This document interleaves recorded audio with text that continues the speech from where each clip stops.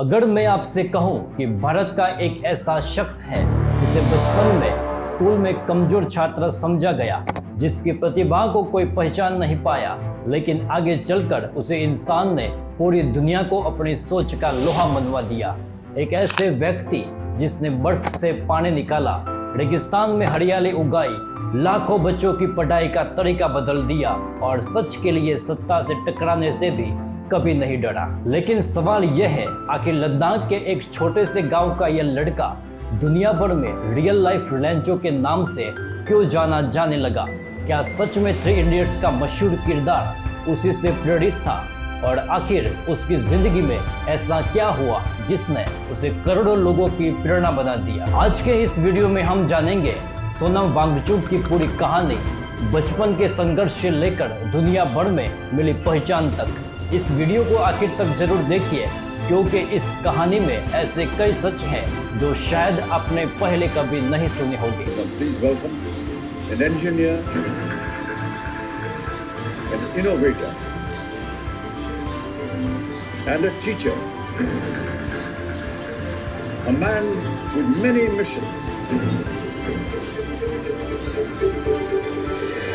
Sonam Wangchuk। Sonam Wangchuck की कहानी शुरू होती है 1 सितंबर 1966 को लद्दाख के लेह जिले के एक छोटे से गांव अलची में। उनके पिता सोनम वांग्याल लद्दाख के एक बेहद सम्मानित भारतीय राष्ट्रीय कांग्रेस के राजनेता थे और 1975 में जम्मू कश्मीर सरकार में कैबिनेट मंत्री बने। सोनम वांगचुक का बचपन किसी वीआईपी की तरह नहीं बीता। उनके गांव में तब कोई स्कूल नहीं था, इसीलिए 9 साल की उम्र तक उन्होंने कोई औपचारिक स्कूल भी नहीं देखा था।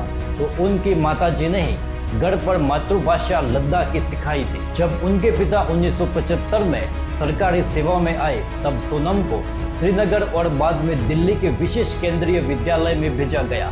भाषा अलग होने के कारण उन्हें पढ़ाई में बहुत दिक्कतों का सामना करना पड़ता था। वो पढ़ाई में इतने कमजोर माने जाने लगे कि उन्हें डफर तक समझा गया। लेकिन सोनम हार मानने वालों में से नहीं थे।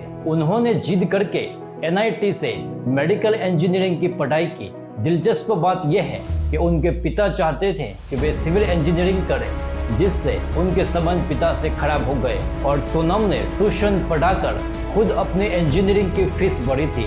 बाद में उन्होंने फ्रांस के क्रेटर स्कूल ऑफ आर्किटेक्चर से अर्थन आर्किटेक्चर की पढ़ाई भी की। पढ़ाई पूरी करने के बाद सोनम ने बड़े शहरों की नौकरियों को लात मार दी और लद्दाख लौट आए।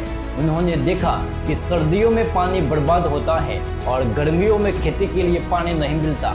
इसके लिए उन्होंने साल 2013 में आविष्कार किया आइस स्तूप का। यह कृत्रिम ग्लेशियर सर्दियों के पानी को विशाल बर्फ के शंक्वाकार मीनारों में जमा देता है, जो गर्मियों में पिघलकर किसानों को पानी देते हैं। इसके अलावा उन्होंने passive solar heated mud building बनाई। मिट्टी के ऐसे घर जहां बाहर का तापमान -15 या 25 डिग्री होने पर भी अंदर का तापमान बिना किसी हीटर या कोयले के +15 डिग्री बना रहता है।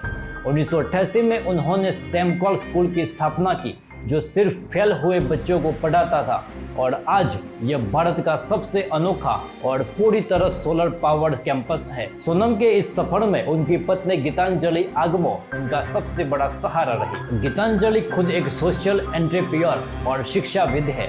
उन्होंने सोनम के साथ मिलकर Himalaya institute of alternative Ladakh की स्थापना की।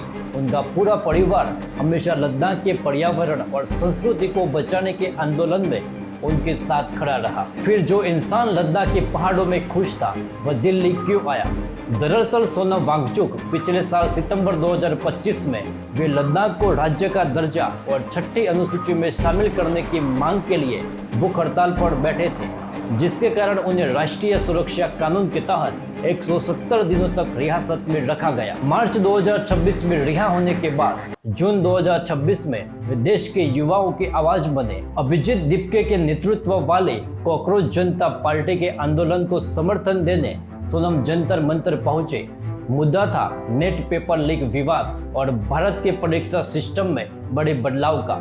सोनम ने कहा कि देश में ईमानदार और देशभक्त युवाओं के भविष्य के साथ खिलवाड़ बंद होना चाहिए और इसी मांग को लेकर उन्होंने अनिश्चितकालीन भूख हड़ताल शुरू कर दी। अभी की खबरों की बात करें तो लगातार अनशन के कारण सोनम वांगचुक की तबीयत बेहद नाजुक हो गई, जिसके बाद दिल्ली पुलिस ने उन्हें जंतर मंतर से हटाकर सफदरगंज अस्पताल में जबरन भर्ती करवा दिया।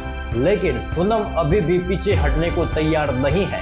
20 जुलाई को दिल्ली के जंतर मंतर से संसद भवन तक संसद मार्च निकाली गई, जिसमें देश के लाखों छात्रों ने भाग लिया और कई जगह पर पुलिस और छात्रों के बीच लड़ाइयाँ भी हो गई, जिसमें कई छात्रों को पुलिस द्वारा पिटता भी दिखाया गया। आज की तारीख में ये आंदोलन समाप्त नहीं हुआ और सोनम वांगचुक का अभी भी अनशन चालू है। सोनम वांगचुक ने हमेशा कहा है कि सरकार को संदेश दबाने के बजाय युवाओं के इस संदेश पर ध्यान देना चाहिए। क्या आपको लगता है कि सोनम वांगचुक का ये कदम देश के एजुकेशन सिस्टम को बदल पाएगा? अपनी राय कमेंट में जरूर बताएं। इस वीडियो को ज़्यादा से ज़्यादा लोगों तक शेयर कीजिए ताकि हर युवा तक ये बात पहुँचे।